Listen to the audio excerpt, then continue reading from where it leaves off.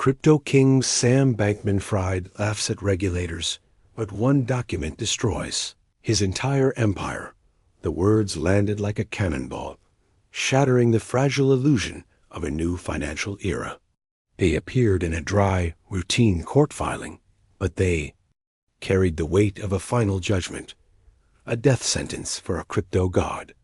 In the sanitized language of corporate bankruptcy, one man, a veteran of the most spectacular corporate disasters in history, delivered a verdict that sent a tremor of fear and fury through the entire world. He wrote, "Never in my career have I seen such a complete failure of corporate controls and such a complete absence of trustworthy financial information as occurred here. This wasn't just an accusation of mismanagement. It was a declaration of total, catastrophic chaos. The $8 billion hole had been exposed, and the boy king who had presided over it all was about to be revealed as a fraud for months. He had been the most celebrated, most trusted, and most brilliant mind in cryptocurrency. He had graced the covers of magazines, advised presidents, and promised to use his staggering intellect and even more staggering fortune to save the world. But in the cold, hard light of a Delaware bankruptcy court, the myth of Sam Bankman-Fried was about to be systematically, brutally, and publicly dismantled. This is the story of how a carefully constructed empire of lies, built on a foundation of pure hubris, was brought down by the one thing it could not withstand, the simple, undeniable truth. And the revelation of that truth, in a showdown for the ages, would change everything. Before we dive into this incredible confrontation, make sure to hit that like button and subscribe so you don't miss any of these explosive political moments. Trust me, you won't want to miss what happens next. To understand the sheer scale of this collapse, you first have to understand the man who stood at its center. Sam Bankman-Fried, or SBF as he was universally known, was not your typical billionaire.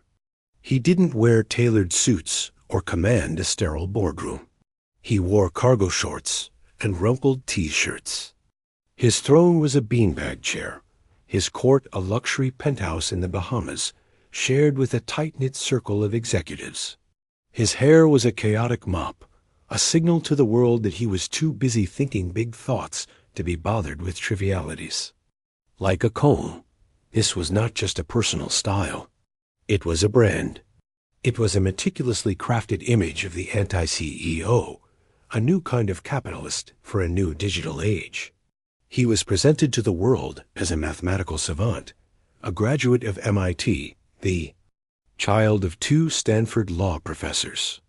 His origin story was the stuff of Silicon Valley legend, a brilliant young trader who saw an inefficiency in the burgeoning crypto market and, with breathtaking speed, built a global empire to exploit it. That empire was FTX, a cryptocurrency exchange that exploded onto the scene, quickly becoming one of the largest and most respected platforms in the world. But SBF's ambition wasn't just about making money, or so he claimed. He was the public face of a philosophy he championed called effective altruism. The idea was simple and seductive. He would use his genius to accumulate an almost obscene amount of wealth, not for himself, but for the good of humanity. He was earning to give, promising to donate billions to fight pandemics, prevent climate change, and guide humanity toward a better future. The media, celebrities, and politicians all fell for it. They saw the messy hair and the talk of saving the world, and they saw a savior, a nerdy, humble prodigy who would finally harness the power of finance for good. He spoke at conferences, his leg bouncing nervously, explaining complex financial instruments with an off-the-cuff brilliance that left audiences in awe. He became a political megadonor, pouring millions of dollars into campaigns, buying access and influence in the halls of Washington, D.C. He testified before Congress, positioning himself as the responsible adult in the wild west of crypto. The one man who could help lawmakers write the rules of the road for this new technology. He wasn't just a participant in the market. He was positioning himself as its future king and its chief regulator. His arrogance was masked by a disarming humility. His ambition cloaked in the language of philanthropy. He played the game better than anyone, assuring everyone, investors, customers, regulators, that their money was safe, that FTX was the most secure, most liquid, most responsible exchange on the planet. He projected an aura of supreme, unshakable confidence. He believed he was the smartest person in every room, and for a terrifyingly long time, nearly everyone else believed it too. This was his greatest weapon, the power to make incredibly powerful and intelligent people believe in a fantasy. But his fatal flaw, the crack in his perfect facade, was an arrogance so profound he believed the rules of risk, finance, and even reality itself simply did not apply to him. He was a modern-day Icarus, building wings of code and hype, convinced he could fly right up to the sun without getting burned. He had no idea he was already in a fatal dive, and the ground was rushing up to meet him with brutal force. And the people who would expose his lies weren't titans of old finance or powerful government regulators. They were the ones who had done the homework, the ones who were about to pull on a single, loose thread that would unravel his entire fabricated world. The forces of accountability were coming for him, armed with spreadsheets and blockchain data, ready to prove that his empire of altruism was actually a house of cards. They were the heroes of this story, the quiet, methodical professionals who live by a simple creed: the numbers don't lie. They represented an old-world concept that SBF had foolishly dismissed: due diligence. While he was selling a story, they were about to audit the reality. And that reality was a nightmare. This wasn't just going to be another corporate scandal. This was a battle for the very definition of truth in the digital age. On one side stood Sam Bankman-Fried, the master of illusion and political theater. On the other side stood a small group of people who believed in facts.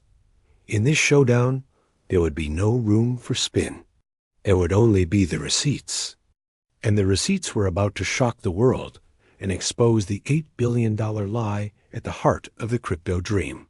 This confrontation wasn't just about money. It was about the dangerous allure of a good story and the catastrophic consequences of believing a charismatic leader without asking to see the evidence. The stage was set for a financial reckoning of historic proportions. The storm began not with a bang, but with a leak. A single document, a private balance sheet from SBF's trading firm, Alameda Research, was leaked to the press. To the average person, it was an incomprehensible jumble of numbers and crypto jargon. But to the financially literate, it was a five-alarm fire. It showed that the foundation of Alameda's massive valuation wasn't built on diverse, stable assets like cash or stocks. It was built on a mountain of FTT, the cryptocurrency token created out of thin air by its sister company, FTX. In simple terms, one of SBF's companies was pretending to be rich by using the magic beans that his other company had just invented. It was a colossal circle of self-valuation, a house of mirrors where every asset was just a reflection of another, with no real substance behind them. The revelation sent a shockwave through the crypto community. The first to act was a rival, Changpeng Zhao, the CEO of the world's largest crypto exchange, Binance. Known simply as CZ, he was in many ways SBF's opposite. Where SBF was the media darling from America, CZ was the more reclusive, engineering-focused leader who had built his empire from Asia. They had once been allies. Binance was an early investor in FTX, but CZ had grown wary. After seeing the leaked balance sheet, he announced that Binance would be selling its entire holding of the FTT token, over $500 million worth, citing recent revelations that have came to light. He didn't make a direct accusation of fraud, but he didn't have to. The message was clear. "We don't believe this token is worth anything. We are getting out now." That single announcement was the pinprick that burst the bubble. It triggered a bank run.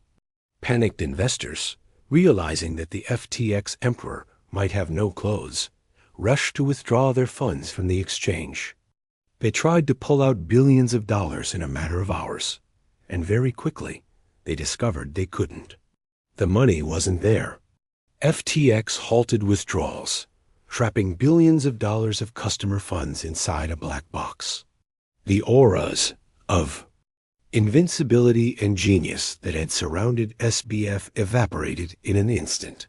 In a desperate last-ditch effort to stop the bleeding, SBF announced that his rival, CZ, had agreed to buy FTX and bail it out. For a brief moment, it seemed like disaster might be averted, but this was only a temporary reprieve. CZ made it clear that his offer was non-binding and subject to due diligence. His team of experts would now get to look under the hood of FTX for the very first time. No more spin. No more stories. Just the raw data. The world held its breath for 24 hours. And then the final fatal blow was delivered. CZ and Binance pulled out of the deal. In a public statement, they announced that after reviewing the company's internal data and seeing the extent of the financial black hole, the issues were beyond our control or ability to help. That was the moment the floor fell out. The moment everyone realized FTX was not just illiquid. It was insolvent. It wasn't a temporary cash crunch. It was a complete and total failure. The $8 billion hole was real.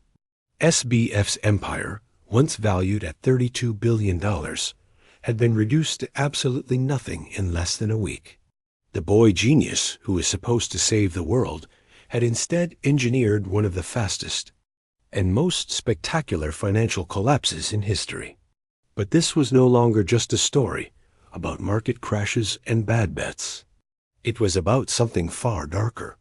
This was a story of deception, of betrayal, of stolen funds. Every dollar that customers had deposited into FTX was supposed to be theirs, held in safekeeping by the exchange. But it was now terrifyingly clear that SBF had been using those customer deposits as his own personal piggy bank, funneling them over to his trading firm, Alameda Research, to make incredibly risky bets. And when those bets went bad, the money was simply gone. This wasn't a failure. It was a heist.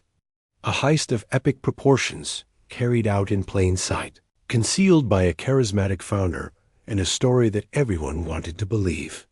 The stage was now set for the ultimate confrontation, not in a boardroom or on a trading floor, but in a courtroom. The fight for the soul of the crypto industry and the very definition of financial trust had begun. The antagonist was now unmasked, a fallen king stripped of his power, and the protagonist was about to step onto the stage. He was not a crypto bro or a tech visionary. He was a 63-year-old lawyer and restructuring expert from Chicago named John J. Ray III.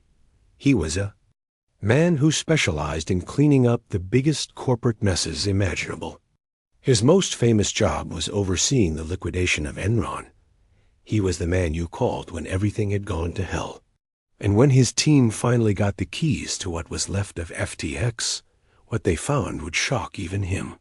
His first report to the court would become the document that destroyed the last shred of Sam Bankman-Fried's credibility, a takedown so complete and so devastating that it left no room for doubt.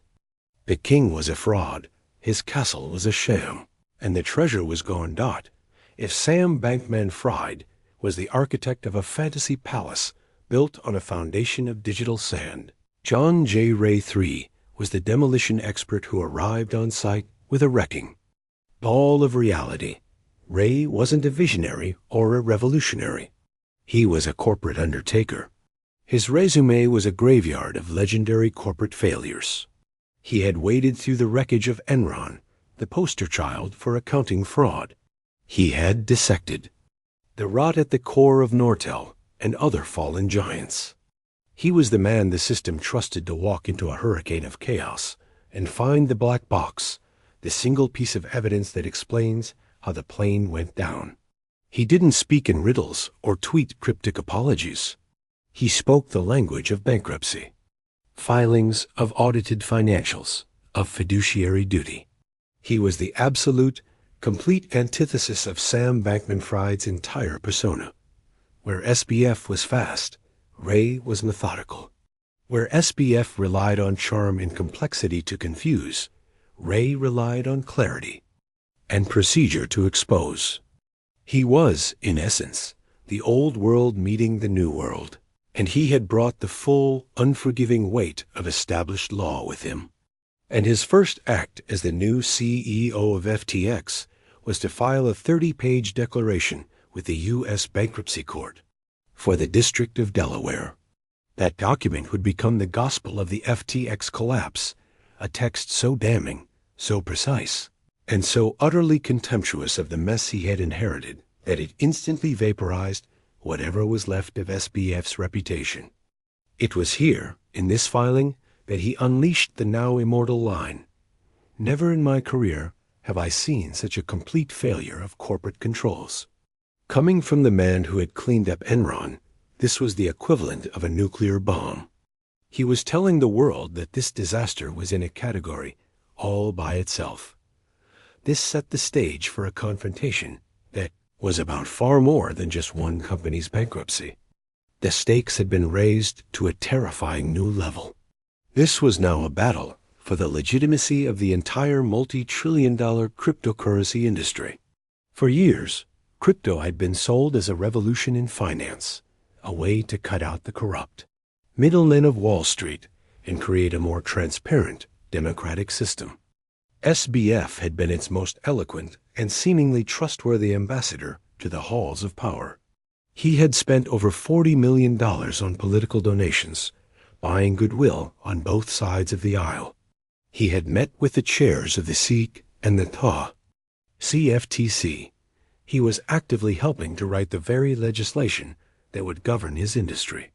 His quiet, intellectual demeanor had convinced lawmakers that he was the responsible statesman they had been looking for. Now that entire narrative was in jeopardy. If the industry's golden boy was a fraud, who could be trusted? Was the entire space just a lawless casino filled with con artists? The future of digital assets in the United States, and perhaps the world, now hung in the balance. But the stakes were even higher and more personal than that. They were about the trust of a generation.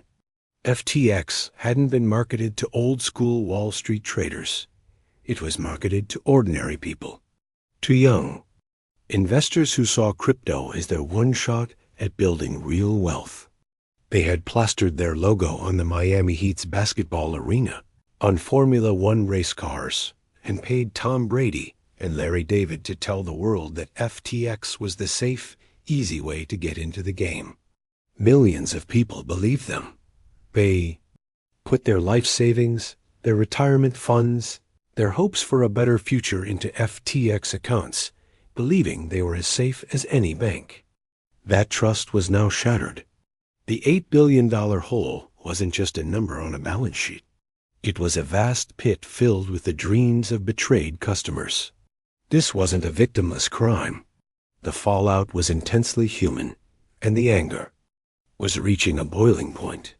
And as John Ray prepared his public filing, SBF himself was making it all worse. From his penthouse in the Bahamas, he went on an apology tour that was a masterclass in deflection and arrogance. In a series of rambling interviews and a storm of bizarre tweets, he admitted to being a bit distracted, to messing up. He tried to portray the catastrophe as a simple accounting error, a case of sloppy management, not deliberate fraud. He claimed he didn't knowingly commingle funds. He was still trying to sell a story, to control the narrative. He believed, even then, that he could talk his way out of it. He had no idea what was coming. He didn't realize that John Ray was about to take his narrative and shred it into a million pieces with the brute force of cold, hard facts. The court filing wasn't just a legal document. It was a weapon. It was the ultimate receipt in the Enron showdown between the myth of SBF and the reality of his actions. And as the document was uploaded to the public docket, the entire world began to read. What it contained was a systematic, point-by-point execution of the Sam Bankman-Fried myth, so detailed and so devastating, it left no room for interpretation. It was worse than anyone had imagined. The attack began not with a single accusation, but with a relentless barrage of documented failures, each one more shocking than the last. John Ray, in his calm, methodical prose, painted a picture of a company that wasn't just poorly run, but was actively, almost gleefully, chaotic. It was an environment where the most basic principles of business and finance were treated as suggestions, not rules. He began with the fundamentals, bookkeeping.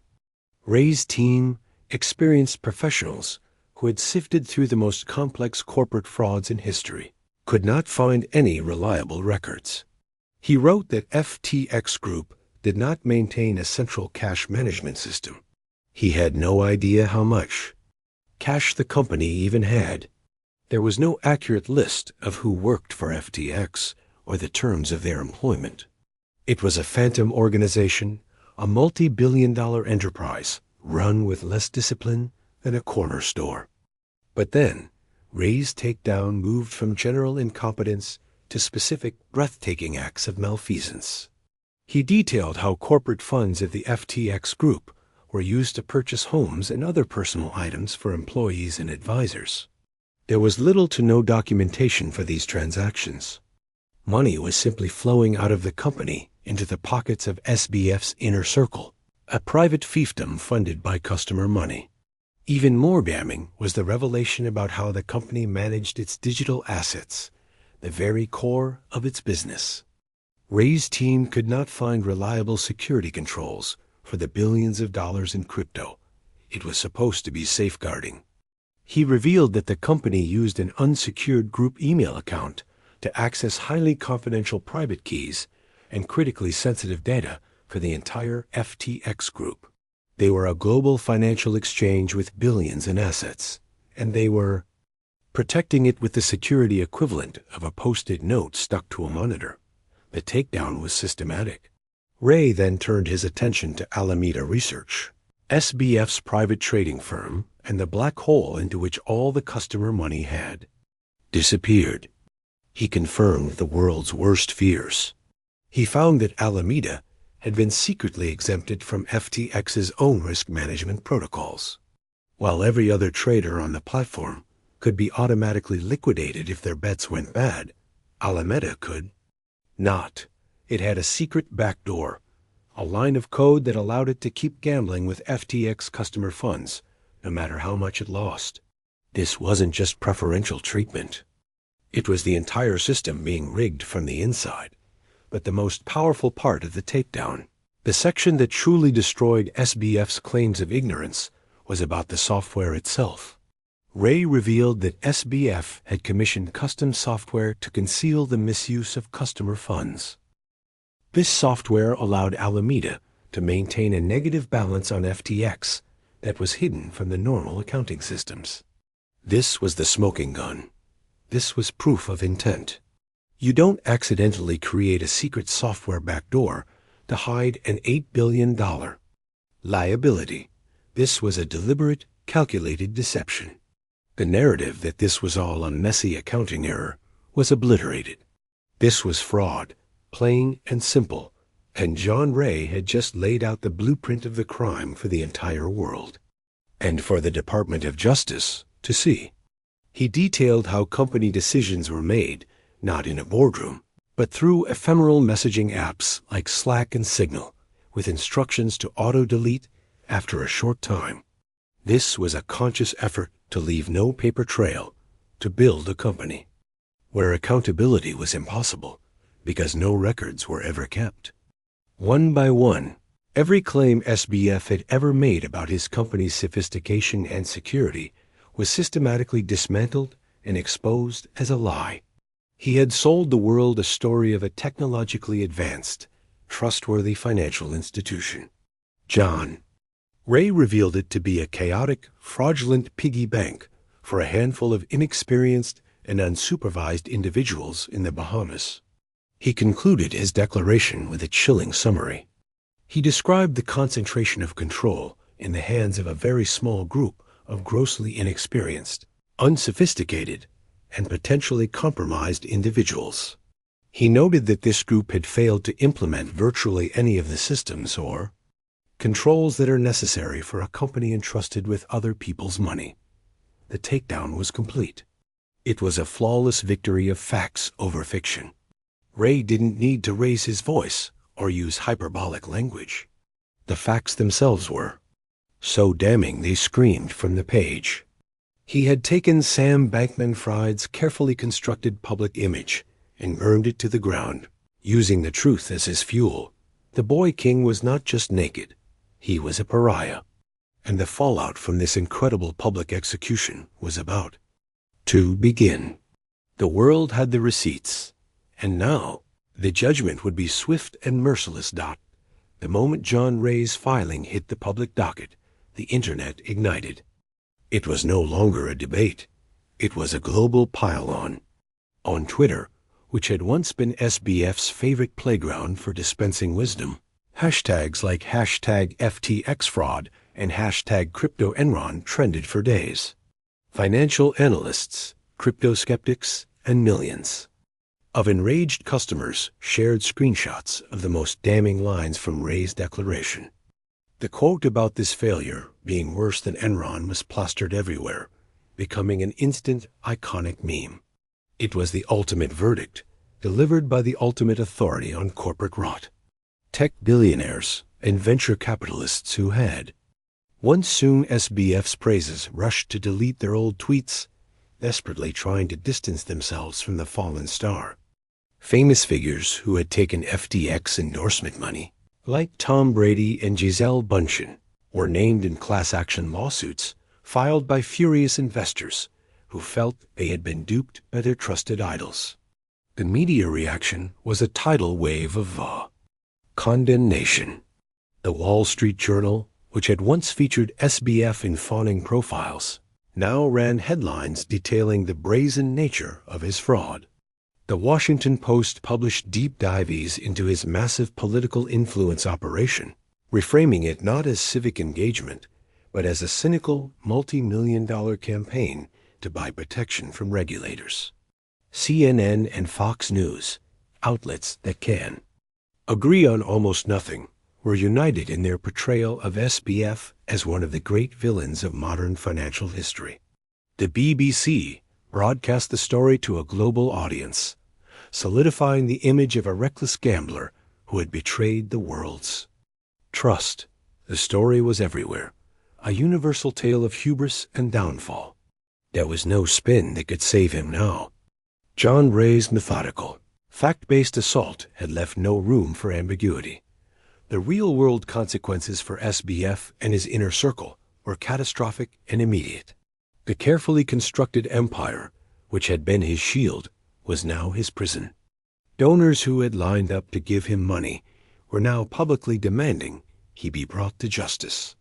Politicians who had gladly taken his millions for their campaigns suddenly started donating the equivalent amounts to charity, a desperate attempt to wash the blood money off their hands. His access to the powerful evaporated overnight. The phone calls to Washington went unanswered. The invitations to elite conferences stopped. He was no longer a visionary. He was a liability. Staffers at FTX and Alameda, those who weren't part of the inner circle of fraud, resigned en masse, posting public letters expressing their shock and betrayal. They described being lied to, kept in the dark as their bosses gambled away the company's future and its customers' savings. The empire didn't just collapse. It dissolved in a cloud of shame and recrimination. The final, inevitable step came shortly after. Based on the mountain of evidence laid out by John Ray and their own investigation, The U.S. Attorney for the Southern District of New York unsealed a multi-count indictment against Sam Bankman-Fried, charging him with wire fraud, securities fraud, money laundering, and conspiracy. He was arrested at his luxury apartment complex in the Bahamas and extradited to the United States to face justice. The images of him being led away in handcuffs were a stunning coda to his fall from grace. The boy king in cargo shorts finally facing the old world consequences. He thought he could never touch him. While the antagonist's world crumbled, the protagonist of this confrontation, John Ray III, became an unlikely hero. He was hailed as a titan of accountability, a throwback to an era where truth and diligence mattered. His dry, 30-page court filing was praised as a masterwork of forensic accounting and clear communication. Law schools and business schools began using it as a case study in corporate governance failure. He wasn't a celebrity, and he didn't seek the spotlight, but in the world of finance and law, he had cemented his legacy as the man who brought down the crypto king not with a sword, but with a spreadsheet. His victory was total and absolute. He had not just won a legal battle, he had won the battle for the story. He had replaced SBF's myth of brilliant altruism with the stark, undeniable truth of pathetic amateurish fraud. The triumph was not just his. It was a triumph for every investor who had been lied to, every customer who had been cheated. He had given them the ultimate satisfaction, the cold, hard, documented proof that they were right to be angry. The house of cards had been blown down, and the man who had built it was on his way to prison. The story of Sam Bankman-Fried and John Ray III is more than just a dramatic tale of a financial collapse. It is a timeless lesson etched in the unforgiving ledger of history. It serves as a powerful, almost brutal reminder that in the world of money, power, and influence, substance will ultimately, inevitably, triumph over style. SBF was a master of the narrative. He wove a compelling story of a new world order, a tale where old rules no longer applied and brilliance was a substitute for diligence. He sold this story to the smartest people in the world, from venture capitalists to heads of state. But his empire was hollow at its core. It was a performance, a grand piece of political and financial theater that lacked the one thing that matters: integrity. John Ray, on the other hand, was a man utterly devoid of style. He was a creature of substance. He didn't tell stories. He presented facts. He didn't build myths. He dismantled them. His victory proves that the fundamentals always matter. It doesn't matter how innovative your technology is, how charismatic your leader is, or how revolutionary your mission sounds. If you don't have controls, if you don't have accountability, if you don't have a culture of basic honesty, you have nothing. The confrontation shows that preparation beats position every single time. SBF held the ultimate position of power, propped up by media adulation and political connections. But he was unprepared for true scrutiny. He believed his own hype and thought no one would ever dare to do the homework. John Ray's entire career is a testament to the power of doing the homework.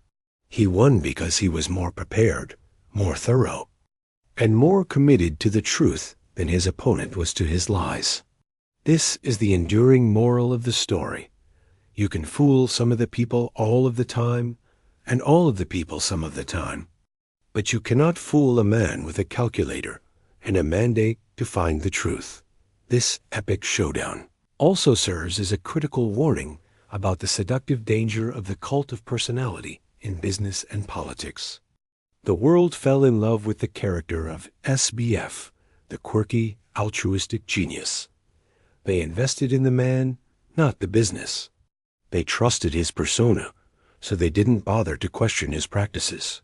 The collapse of FTX is a testament to what happens when we outsource our critical thinking to charismatic leaders. It's a call to look past the carefully crafted image and ask the hard questions. It's a reminder that true leadership is not about charming interviews or philanthropic promises.